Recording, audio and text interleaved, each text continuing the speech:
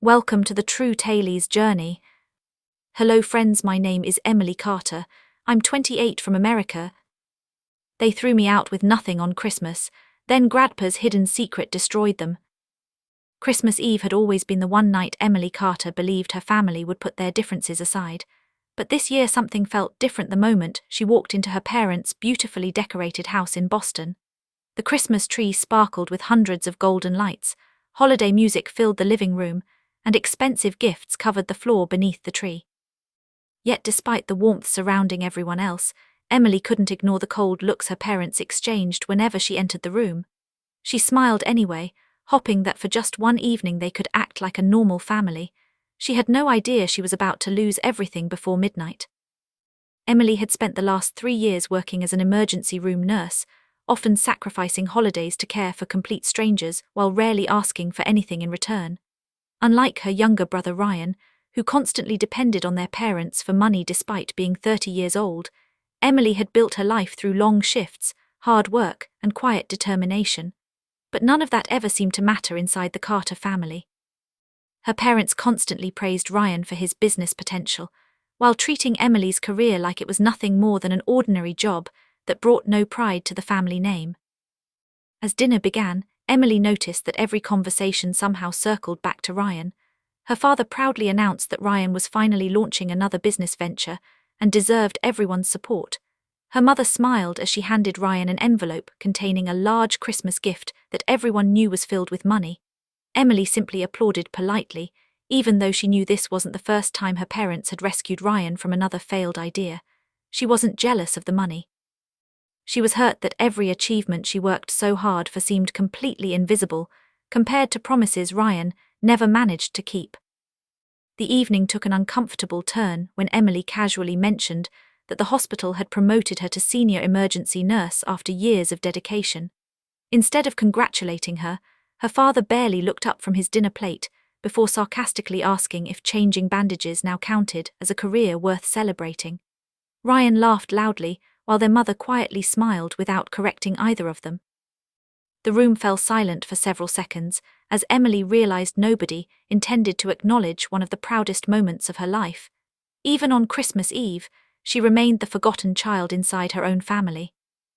Trying to avoid another argument, Emily excused herself and walked toward the kitchen to help clean up dinner. While loading dishes into the sink, she accidentally overheard her parents talking quietly in the dining room. Her father confidently told Ryan that someday everything they owned would belong to him because he understood what real success looked like. Her mother agreed without hesitation, adding that Emily had always been too independent to appreciate what family truly meant. Hearing those words shattered something deep inside her. For years she suspected favoritism existed, but hearing it spoken so openly made the truth impossible to deny. Emily returned to the dining room pretending she hadn't heard anything, but the pain was impossible to hide.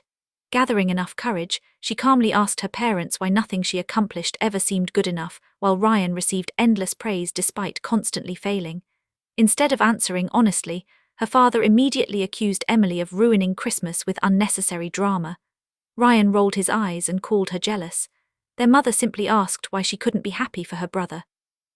Within moments, the conversation escalated into the biggest argument the Carter family had experienced in years, and every word pushed them further apart. Richard Carter suddenly stood from his chair and slammed both hands onto the dining table with enough force to silence everyone.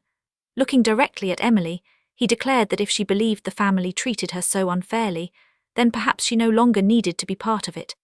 Emily stared back in complete disbelief, waiting for anyone to stop him. But Ryan remained silent, and her mother avoided eye contact entirely. The atmosphere became unbearably tense as Richard repeated himself, this time with chilling certainty. If Emily couldn't appreciate everything this family had done for her, she could leave immediately and never come back. At first, Emily genuinely believed her father was speaking out of anger and would calm down after a few minutes, but then he walked toward the front hallway, grabbed her winter coat from the closet, and dropped it onto the floor beside her. He told her to collect whatever belongings she could carry because she wasn't spending another night under his roof. Christmas music continued playing softly from the living room while colorful lights twinkled around the tree, creating a heartbreaking contrast to the cruel reality unfolding inside the house. No holiday memory could have prepared Emily for this moment. Fighting back tears, Emily quietly walked upstairs to the bedroom she had used whenever visiting during holidays. She packed a small overnight bag with clothes, her wallet, phone charger, and a framed photograph of herself, standing beside her late grandfather, William Carter. Grandpa William had been the only member of the family who truly believed in her dreams from childhood until the day he passed away 2 years earlier. Before leaving the room, Emily looked around one final time, realizing she might never return to the house where so many childhood Christmas memories had once been happy. As Emily reached the front door carrying her bag, she paused for several seconds, hoping her mother would finally step forward and stop everything before it became permanent. Instead, her mother quietly handed her a small wrapped package that had been sitting beneath the Christmas tree. Confused, Emily accepted it without opening it. Her father unlocked the front door and simply said, "Maybe now you'll learn what life is really like." Before Emily could respond, the door closed behind her, leaving her standing alone on the snow-covered front porch, while laughter and Christmas music continued inside, as though nothing had happened. The freezing December wind cut through Emily's coat as she slowly walked away from the only home she had ever known. Snowflakes drifted quietly beneath glowing streetlights, while families throughout the neighborhood celebrated Christmas together behind warm windows. Emily climbed into her agging car and rested both hands on the steering wheel. Struggling to understand how one family dinner had ended with her being thrown into the street, then she remembered the small wrapped package her mother had handed her moments earlier. Hoping it might contain an apology letter or some explanation, she carefully tore away the Christmas paper. Inside the package, Emily found an old leather wallet that immediately brought tears to her eyes. It had belonged to Grandpa William, and she recognized it instantly because he carried it every single day of his life. Tucked inside was a faded handwritten note in Grandpa's familiar handwriting. The note read, "If life ever leaves you completely alone, open the hidden pocket." Emily frowned in confusion because she had never known Grandpa's wallet contained any hidden compartment. Carefully examining the worn leather, she finally discovered a nearly invisible stitched pocket concealed behind the card holder. Inside the hidden compartment rested a small brass key attached to a tiny paper tag with a single handwritten word, "Trust." There was no address, no explanation, and no clue where the key belonged. Beneath it lay a folded receipt from a local bank dated nearly 5 years earlier with Grandpa William's signature at the bottom. Emily stared at the documents, trying desperately to understand why her grandfather would secretly leave her something without telling anyone else in the family.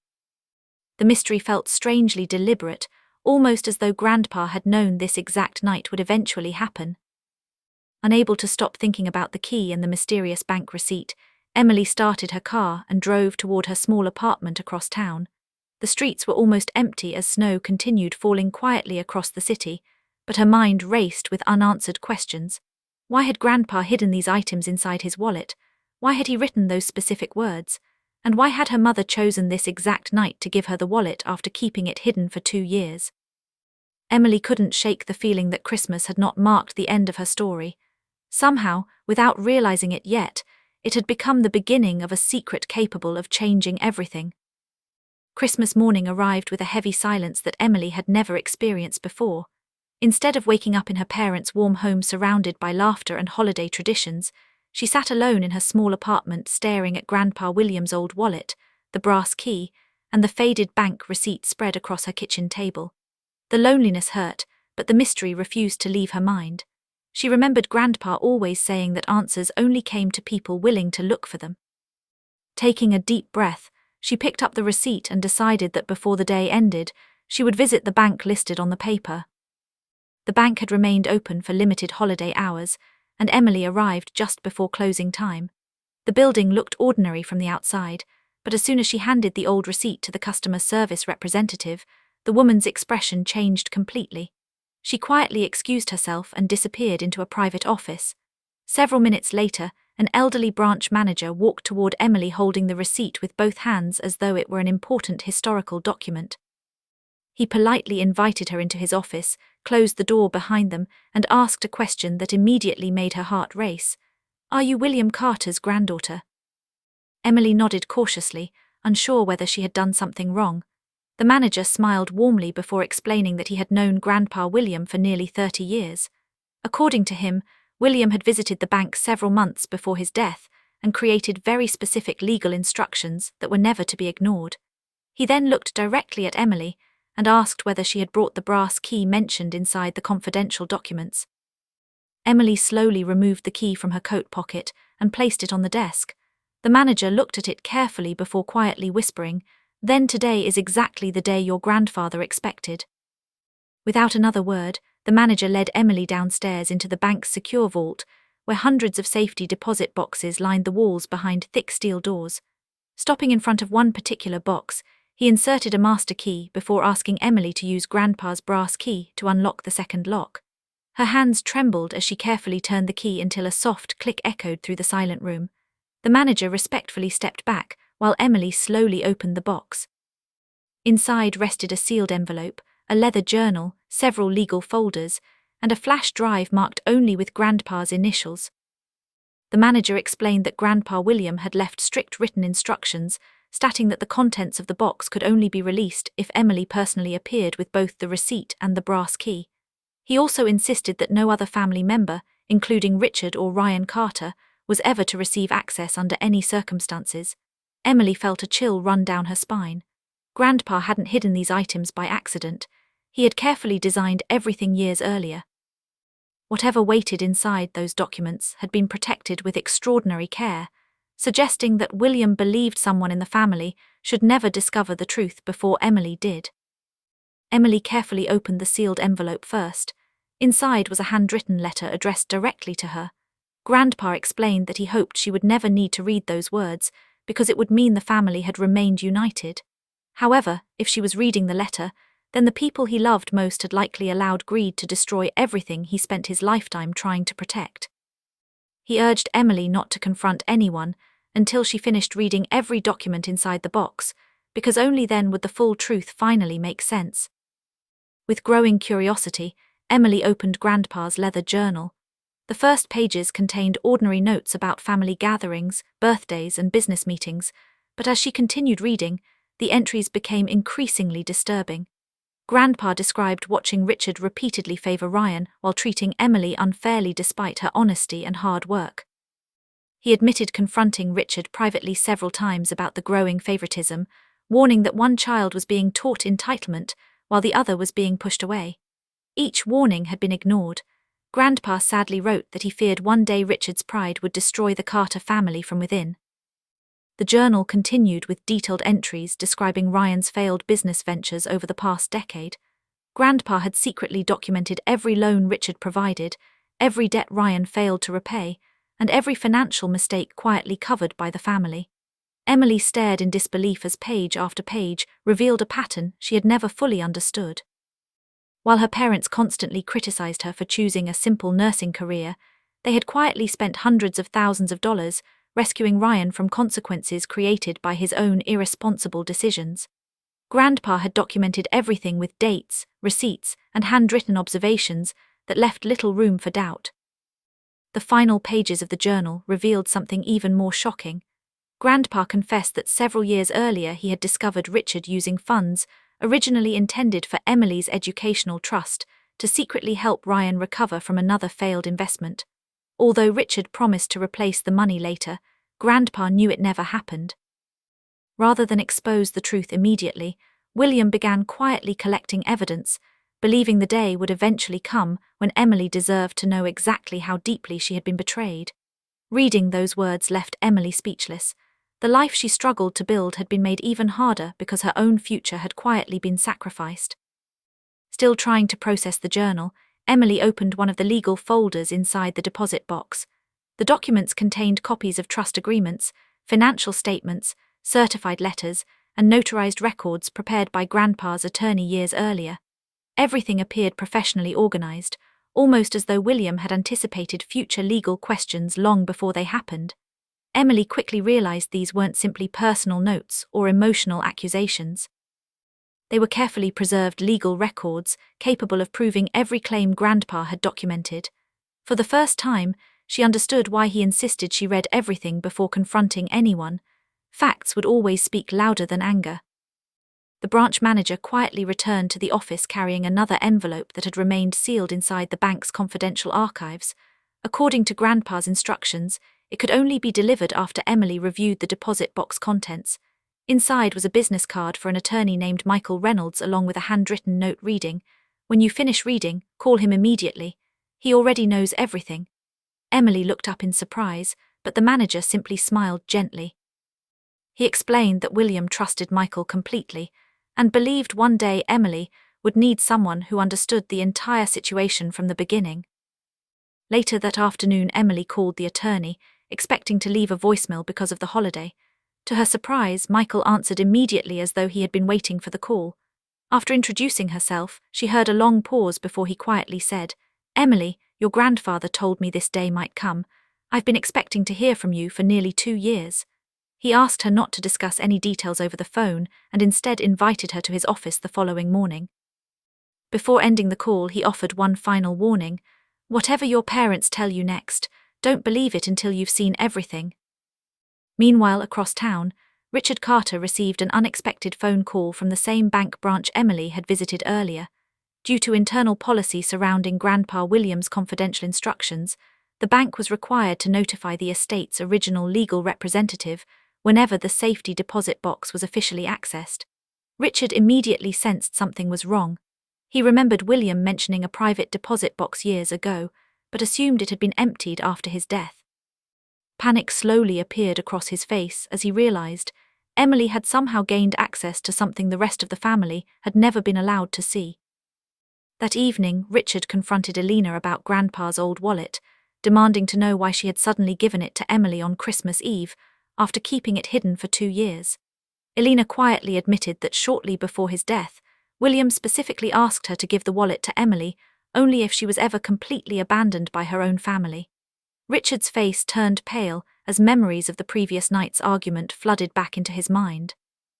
For the first time since forcing Emily out of the house, genuine fear replaced his anger. Somewhere inside that deposit box, William had left behind a secret powerful enough to make Richard fear what tomorrow might bring. The following morning, Emily arrived at attorney Michael Reynolds' office carrying Grandpa William's journal, the legal documents, and the flash drive. The office walls were lined with decades of legal records, and on the conference table sat a thick folder already labeled "William Carter Estate Confidential."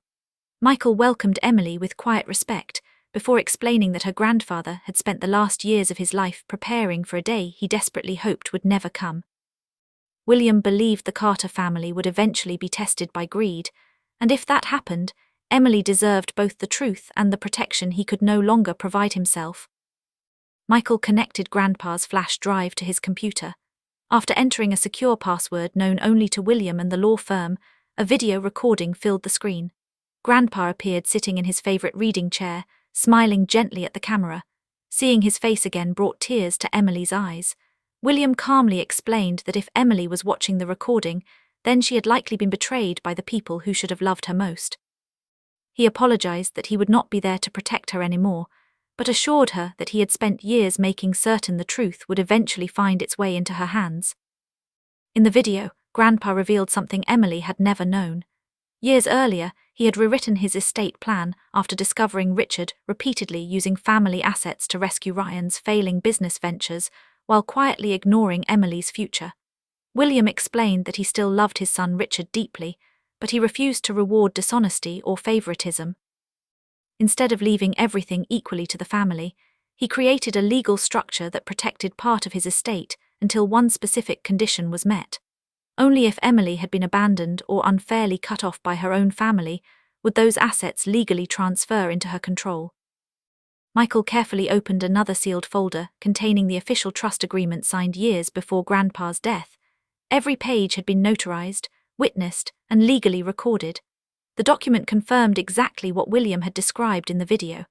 A substantial investment portfolio, ownership shares in several commercial properties, and voting rights connected to the original Carter family business had remained locked inside a confidential trust.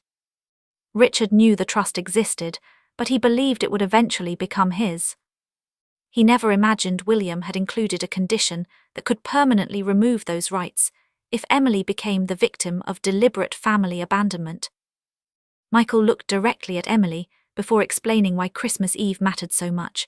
Grandpa had anticipated that Richard's pride might one day reach a breaking point.